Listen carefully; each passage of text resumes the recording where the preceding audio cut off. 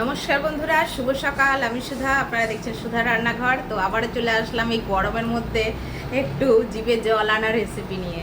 তো আজকে সেরকমই একটি রেসিপি তৈরি করছি, তো জিভে যাতে জল চলে আসে। আর গরমে কিচ্ছু কিন্তু খেতে ভালো লাগে না, এত গরম পড়েছে।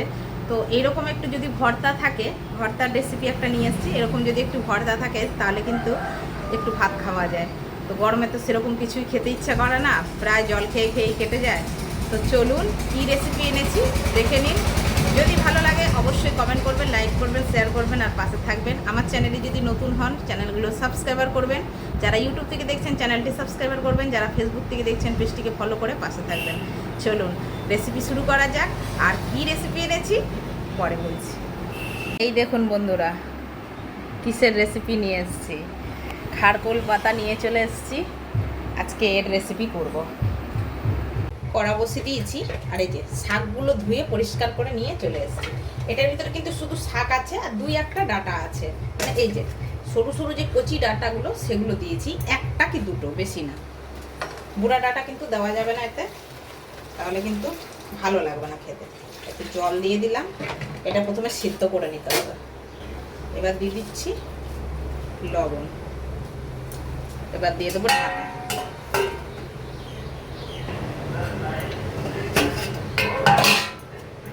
একটু ভালো করে সিদ্ধ করে নিলে এর যে জলটা বেরিয়ে যাবে। যেহেতু খারকোল পাতা তো কচু জাতীয় জিনিস, একটু জলটা ফেলে দিতে হবে উপরে। এইগুলো আমরা ছোটোর থেকেই করে করে খেয়েছি, তখন বুঝিনি যে এত ভাইরাল জিনিস। শাক কিন্তু সেদ্ধ হয়ে গেছে, এটা এবার জল ঝরাতে দেবো। কড়াটা গরম হয়ে গেছে, কড়ার ভিতরে আমি দিয়ে দেবো কিছুটা রসুন আর কতগুলো ঝাল অনুযায়ী কাঁচা লঙ্কা, যেটা যেরকম খাবেন ঝাল সেরকম অনুযায়ী দেবেন। এবার এর মধ্যে দিয়ে দেব 1 চামচ কালো জিরে। এবার এর মধ্যে দিয়ে দেব বেশ খানিকটা পেঁয়াজ, দিয়ে এগুলো আমি ভালো করে একটু ভেজে নেব। মোটামুটি এগুলো হালকা আমার রোস্ট করা হয়ে গেছে, এবার তুলে নেব।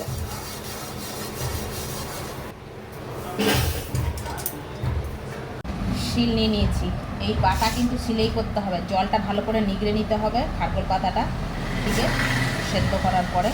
আর অবশ্যই এটা কিন্তু সেদ্ধ করে করবেন, কাঁচা করার চেষ্টা করবেন না, তাহলে কিন্তু তার খেসারও দিতে হবে পরে। তো এর মধ্যে একটু লবণ দিয়ে দিচ্ছি আন্দাজ মতো, দিয়ে এবার আমি একটু বেটে নেব। জল নিয়েছি, যদি লাগে দেব, না হলে নাই। আগে পাতাটা বেটে নিতে হবে।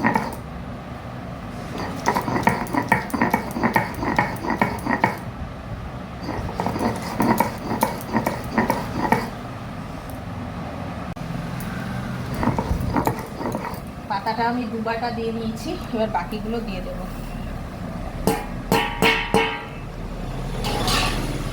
এবার এগুলো বেটে নিতে হবে, ঝালটা নিজেদের পছন্দ মতন দিতে হবে। কালো জিরে দিবেন, যা যা দিয়েছি মোটামুটি এখানে সবই দিতে হবে। এই যে কালো জিরের যে বাটার সময় ফ্লেভারটা বেরাচ্ছে, আর খাওয়ার সময় যে কালো জিরাটা দিলে কতটা ভালো লাগে খেতে, সেটা বাটা ভর্তাতেই বোঝা যায়। আমার কিন্তু বাটা হয়ে গেছে পাতাটা।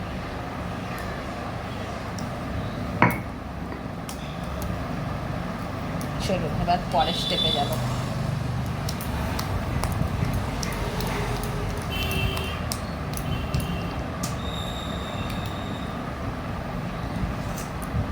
রেডি। কড়াতে দিয়ে দিয়েছি তেল, এটা অলমোস্ট গরম হয়ে গেছে। একটা পেঁয়াজ কুচি দিয়ে দিচ্ছি,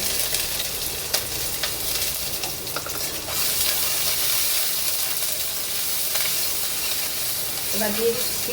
পেঁয়াজটা হালকা ভাজা হয়ে গেছে, এবার দিয়ে দেবো ওই বাটাটা, খারকোল পাতা। এবার এটা কিন্তু একদম ভালো করে শুকনো শুকনো করে কড়া করে ভেজে নিতে হবে, আর গরম গরম ভাতের সাথে পরিবেশন করতে হবে। খেতে অসাধারণ লাগে বন্ধুরা, অসাধারণ। আমার কিন্তু ভর্তাটা রেডি হয়ে গেছে, নামিয়ে ফেরত আসছি। এইরকম ধরনের যদি একটা ভর্তা থাকে আর কোনো কিছু কিন্তু দরকার হয় না আমার মনে হয়। তো দুপুরবেলা গরম গরম ভাতের সাথে এরকম ধরনের ভর্তা খেতে কে কে ভালোবাসেন অবশ্যই কমেন্ট করে জানাবেন। আর রেসিপিটা কতটা ভালো লাগলো আপনাদের সেটাও কমেন্ট করে জানাবেন। তো আজকের মতো বিদায় নিয়ে নিচ্ছি বন্ধুরা, ভালো থাকবেন, সুস্থ থাকবেন, দেখা হচ্ছে পরের ভিডিওতে। Bye bye.